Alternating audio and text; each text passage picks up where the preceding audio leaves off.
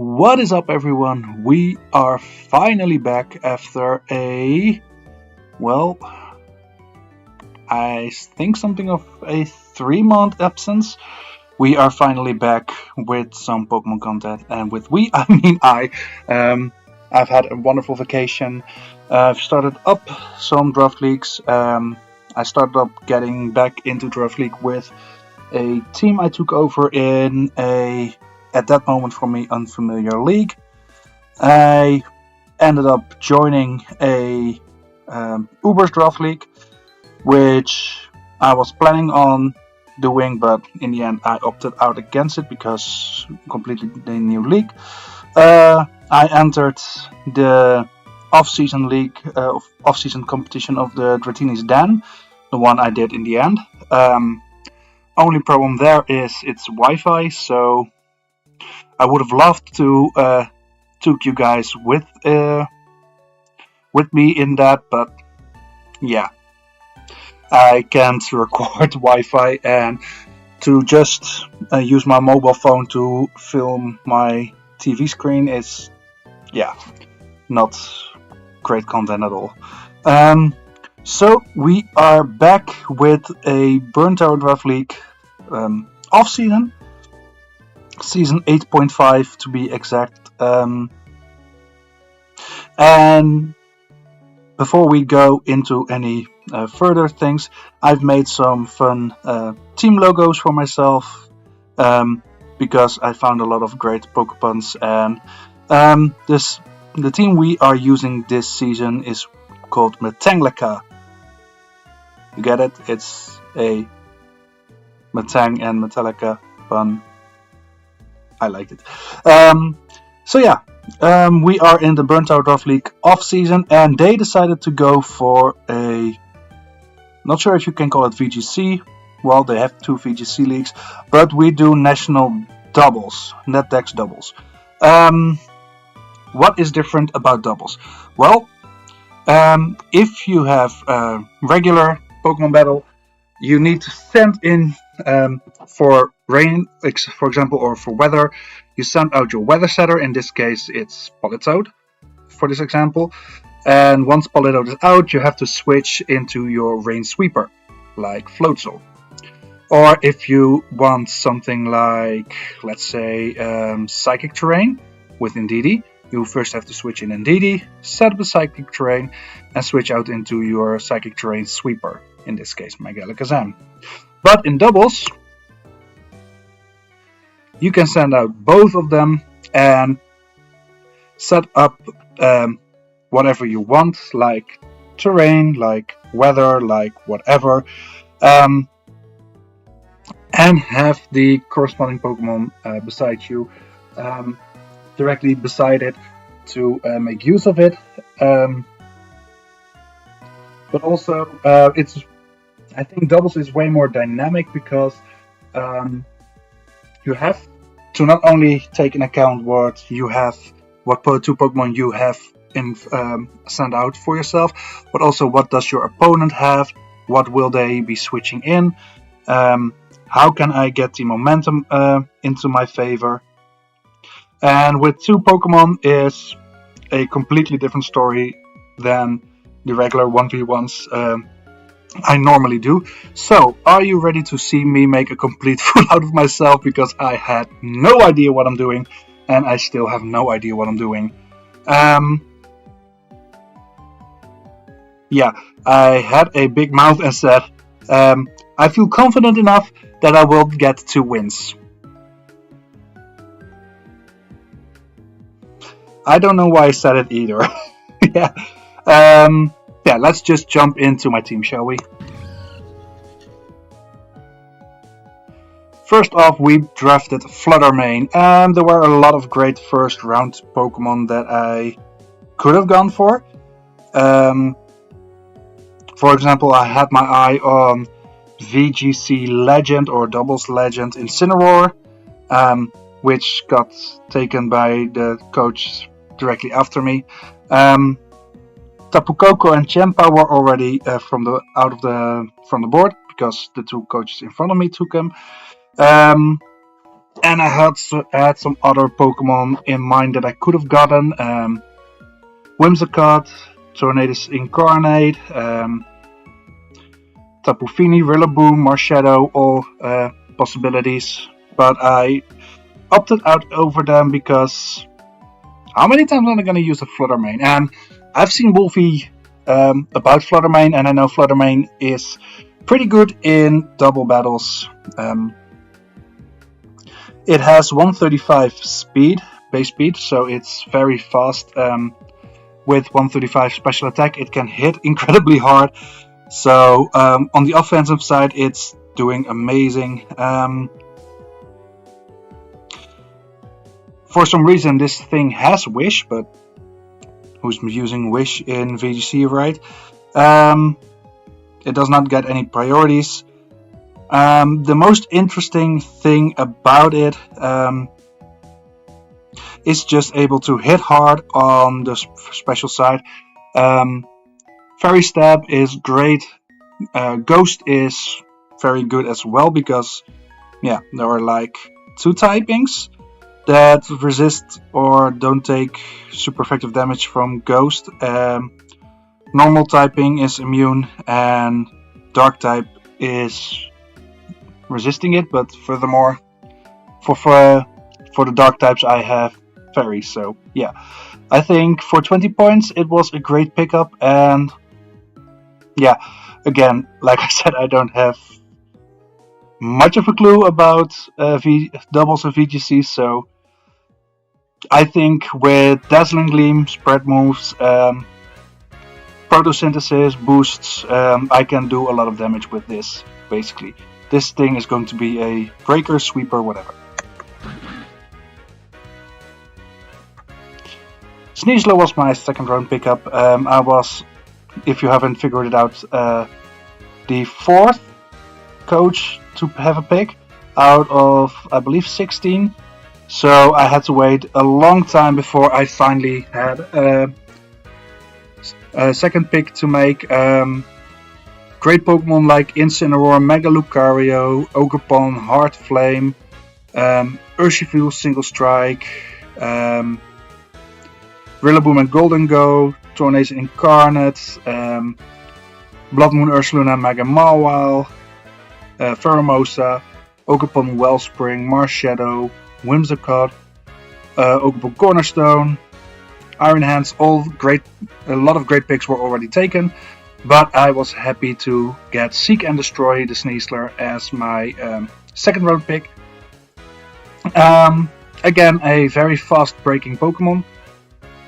With base 120, it's already faster than many Pokemon, but with Unburden, it doubles its speed and it's hopefully able to sweep Pokemon or break Pokemon with Poison Touch and break through defensive Pokemon. Looking at what it can do, it gives me momentum. I have quite a bit of momentum, not all that great, but decent. It gives me a fast stunt user, which is great because I can stop Pokemon from setting up using Trick Room, all that stuff.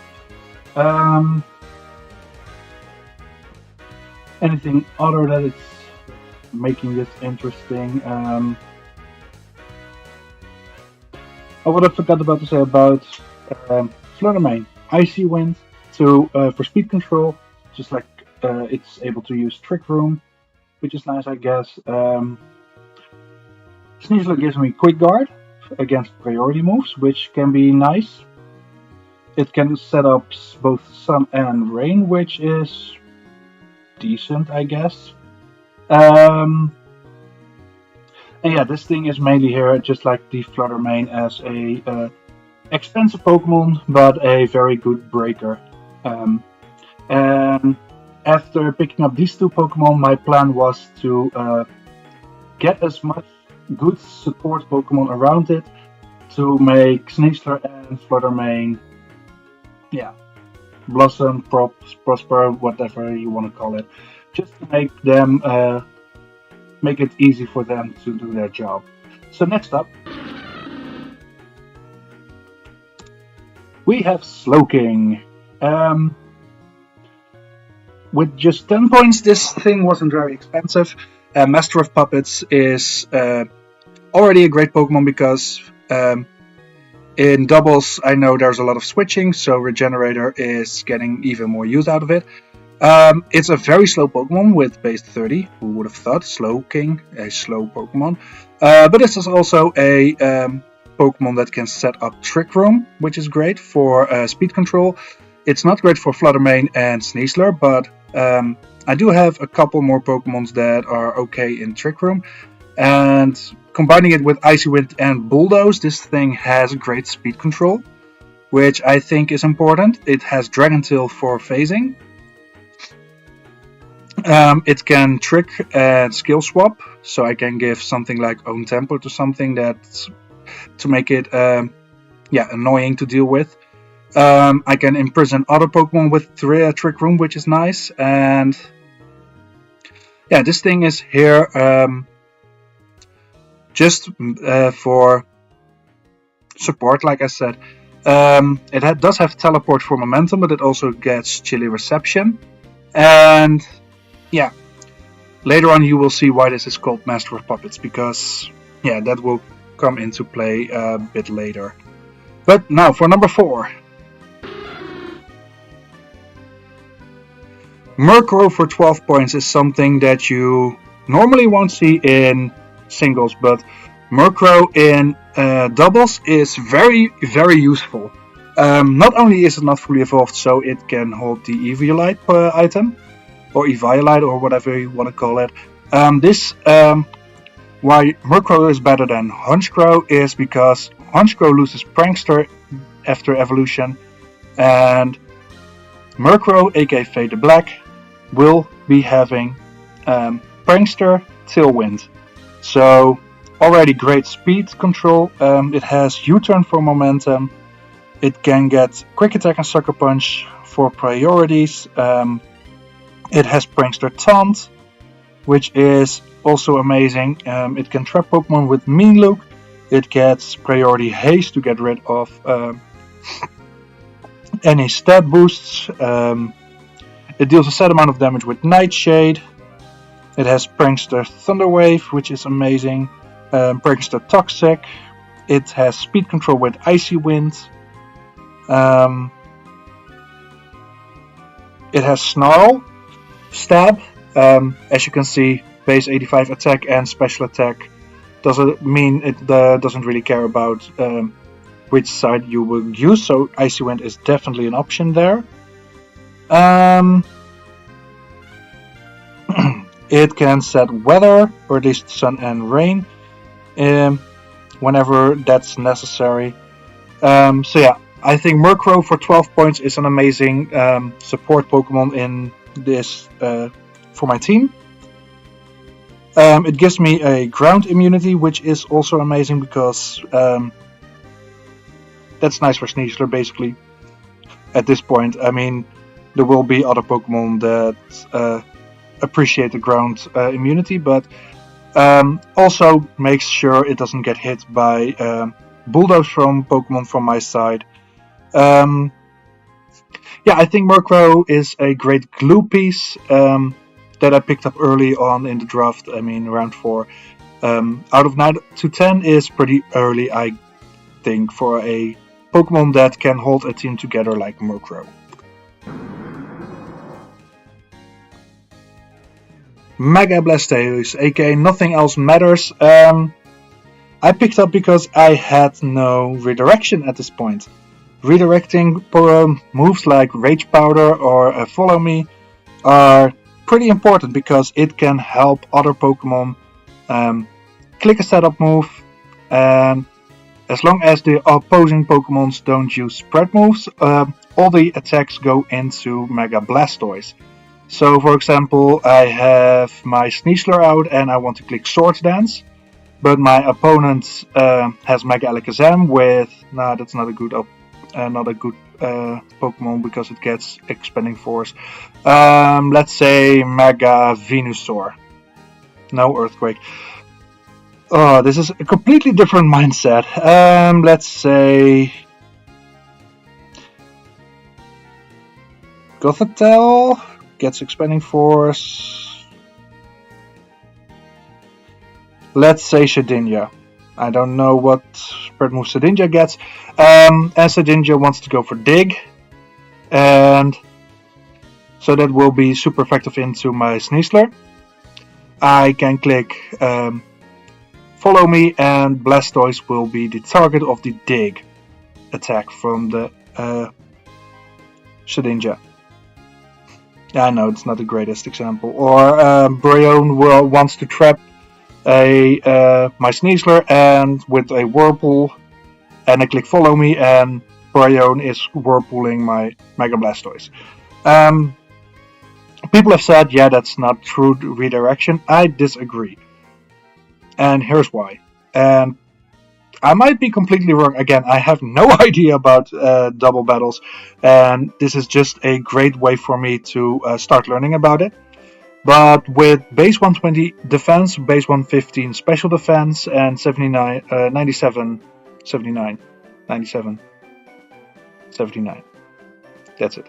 79 HP, this thing can take a hit, and with a move like Live Dew, this Pokemon can keep itself and its partners healthy. Besides that, it has an Amanda's 135 special attack stat. It is allowed to click Shell Smash. It's allowed to use moves like Terrain Pulse.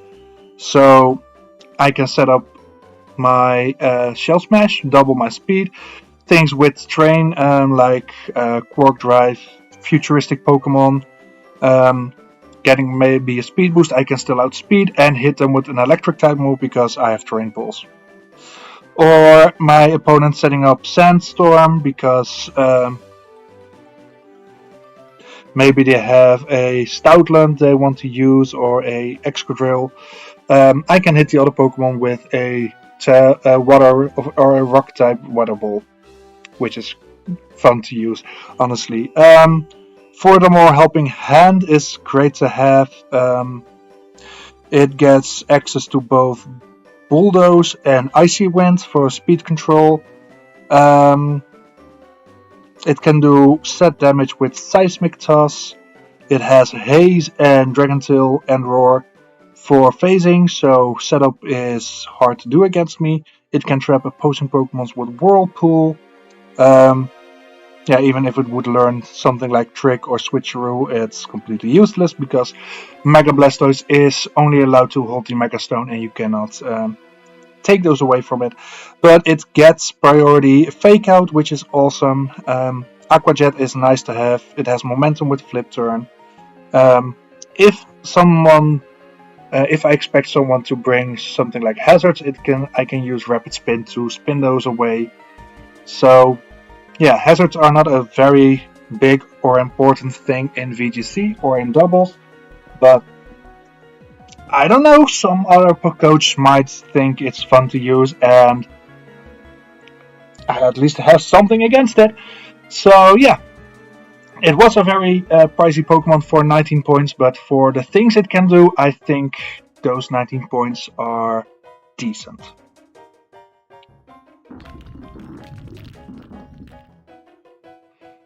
Next up, around halfway through the draft, we pick up Garganacl, aka Better Than You. In case you haven't noticed, I use all Metallica nicknames. So Better Than You is definitely a Metallica song, in case people don't know that. Garganacl, I wanted something at this point to do something about my Ghost weakness. I had a Ghost weakness with my Fluttermane and my Slowking, and of course Murkrow is a Dark type, but I don't want every Ghost type move going into Murkrow because even though it can hold an Eviolite, its defenses aren't that amazing. So I might be forced to run Focus Sash a couple of times because, yeah, that way at least I am sure I live a single hit. But you might think, wait, Garganacl is just a rock type. True. But besides Sturdy and Clear Body, which are decently good abilities to have, Garganacl also has Purifying Salt. And what Purifying Salt does, it does help me out with status conditions and stat drops, but also it gives me a ghost resistance. So Garganacl can be a great switch in to ghost type moves. Besides that, Salt Cure is a very annoying move to deal with, honestly, because especially water and steel types taking 25% damage every turn because of it. I mean, that's pretty awesome, I think. He gets Block to trap in opposing Pokemon. Anything else? It gets Bulldoze for speed control. It has Wide Guard, which is amazing because spread moves will be stopped because of Garganacl's Wide Guard. So, for example, Excadrill wants to use Earthquake. It's a spread move because both my Pokemon and his partner will take damage. Because of Wide Guard, my Garganacl will block the damage on my Pokemon, which is great. Helping Hand for support is great. Is there anything else I want to clarify about using Garganacl? It has great defenses. 130 defense, 100 base HP.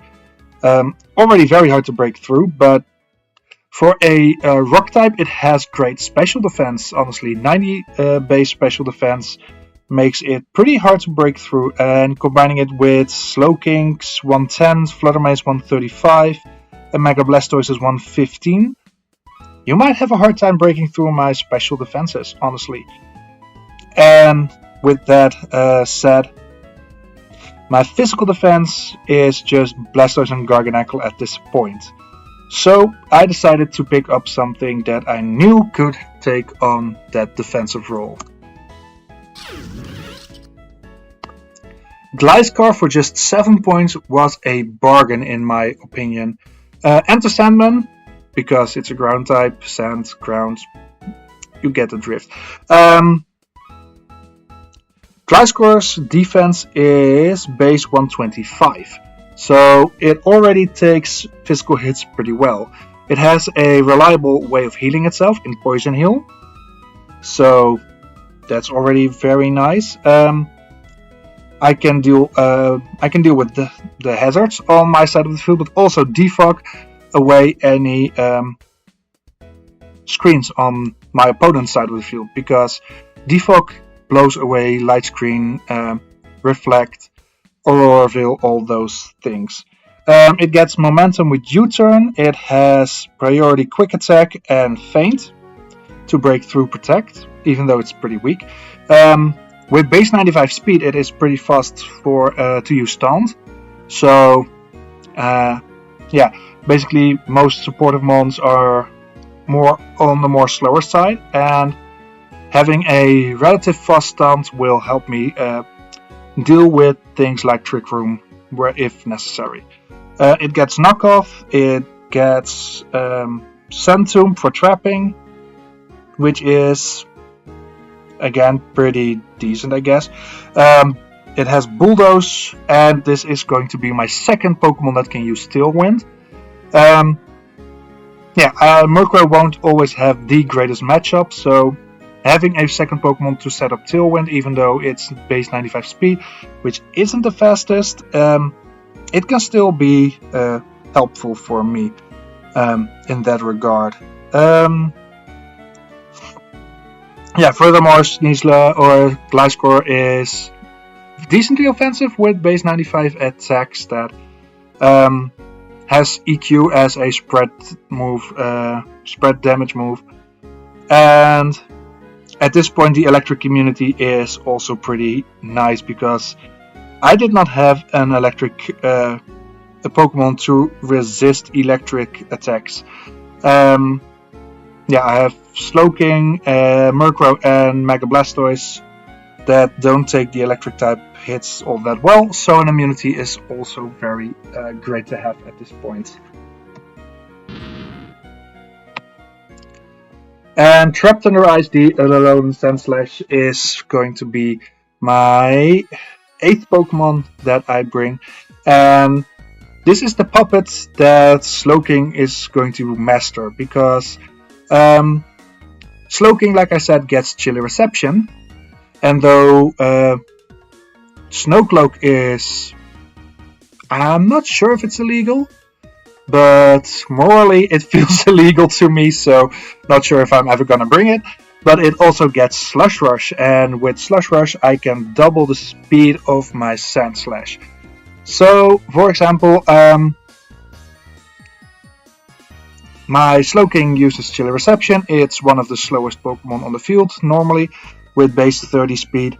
I can get Sand Slash in immediately after, double its speed, and yeah, my opponent has to have a manual weather setter available, like something with Drought or Drizzle or Sandstream, to ensure that my Sneasler won't be one of the fastest things on the field.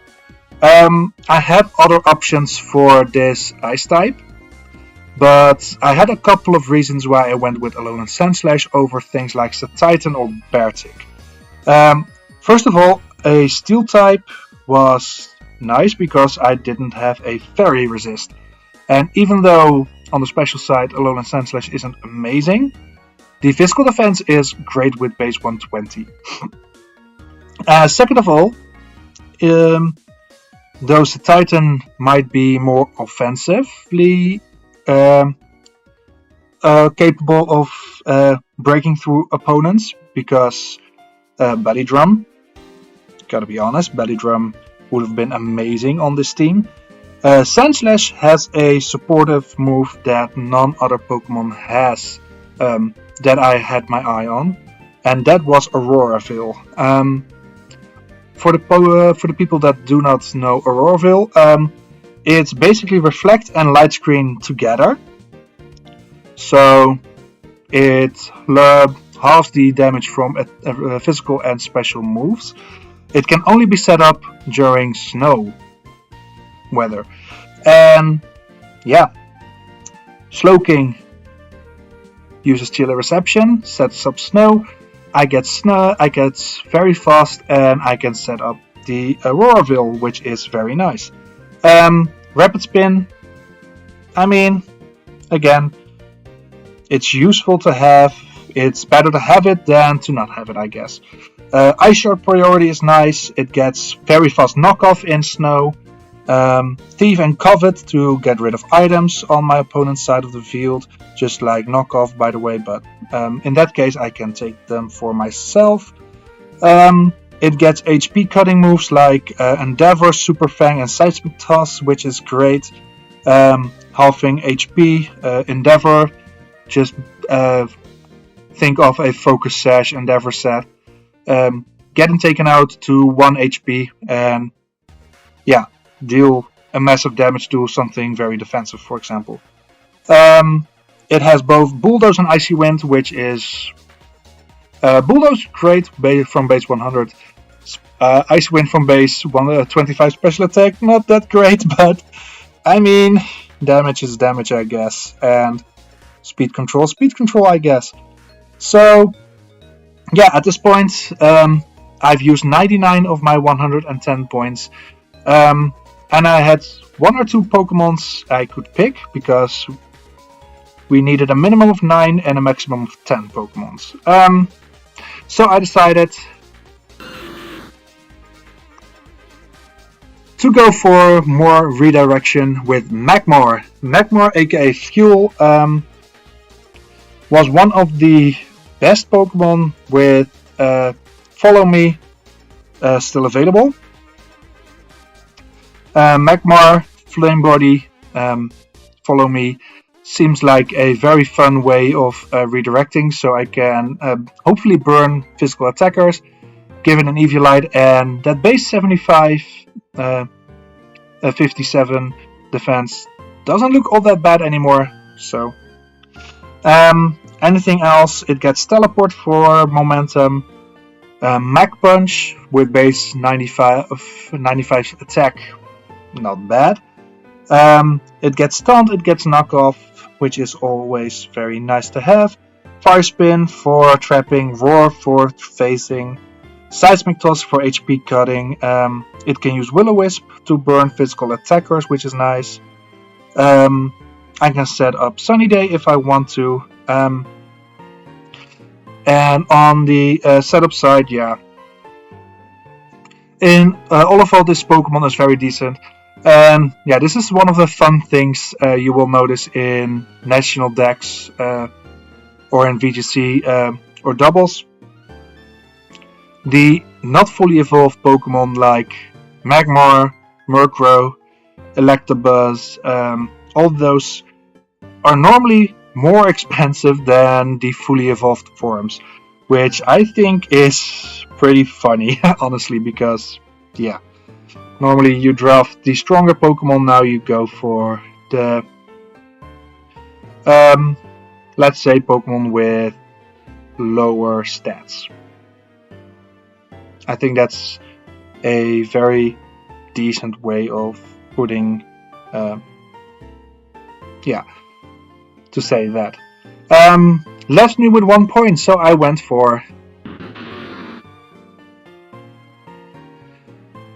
sad but true, the Grovyle. I mean, yeah, it's a 1 point of what you expected. But Grovyle for 1 point, I think, is pretty decent. Overgrow is nothing to really write home about, honestly. It has Unburden, which is very nice, but I already have an Unburdened Pokemon in my Sneasler. But there was a single reason why I wanted Grovyle. And that, first of all, I had other plans involving Magmar, but I had already drafted Magmar, and I got the message about Grace a bit too late, so I couldn't make the changes that I wanted. So I decided to take the Grovyle and call it a day. And the main reason I wanted the Grovyle was the combination with Mega Blastoise. For the people not aware, because it's a very niche thing, but all the starter Pokemons get Pledge moves. So, came out very wrong.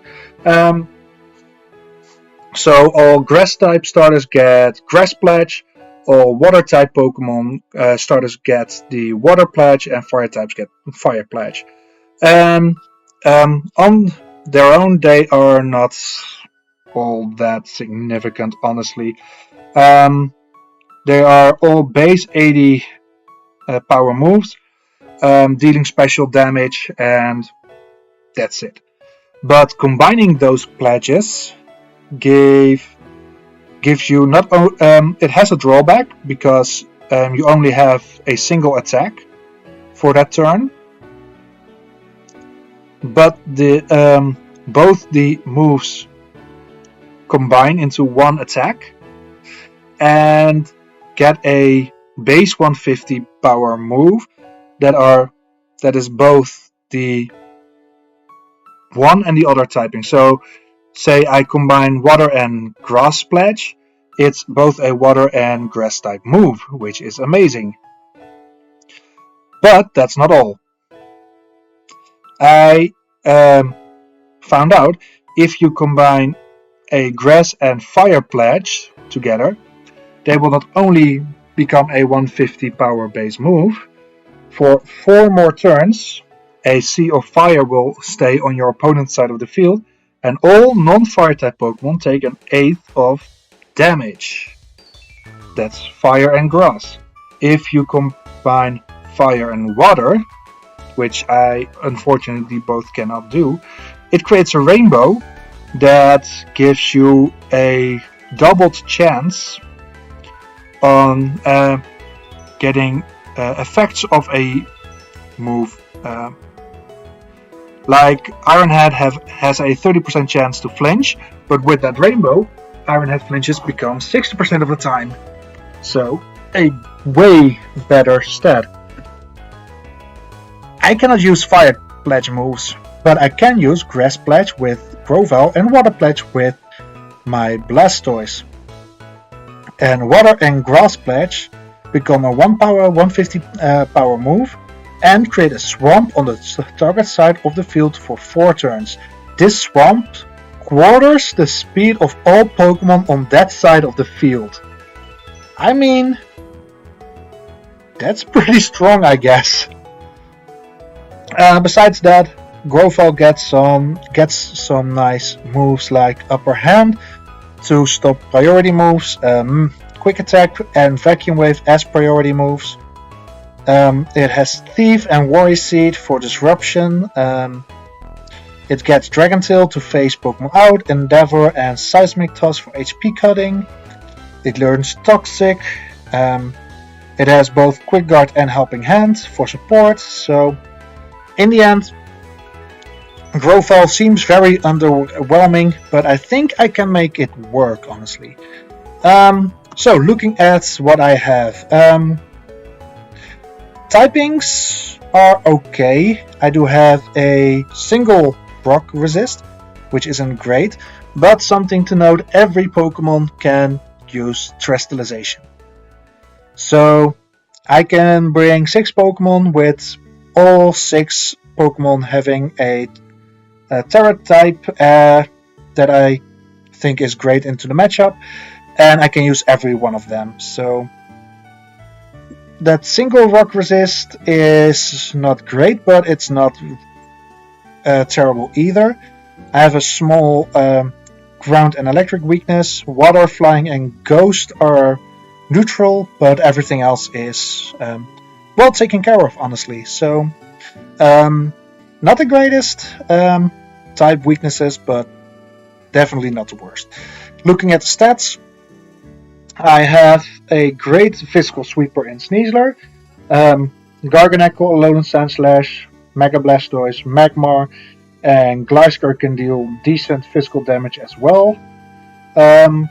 Physically defensive, Garganacl, Alolan Sandslash, Mega Blastoise, and Gliscor really stand out. Special attackers, Mega Blastoise and Fluttermane can really break through teams, with Slowking and Magmar also being able to deal decent damage. Growfell base 85, Murkrow base 85 is decent.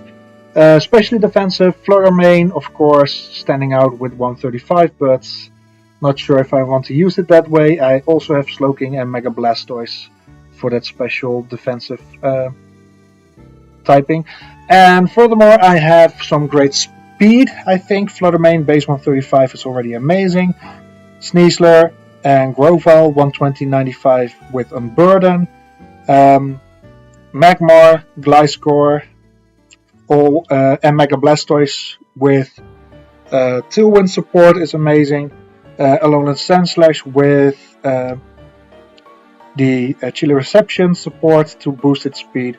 And I have Garganacl and Slowking that can really work on the Trick Room. So, yeah, I think I have a lot of bases covered. So, these are the 10 Pokemon that have to do it for me this season.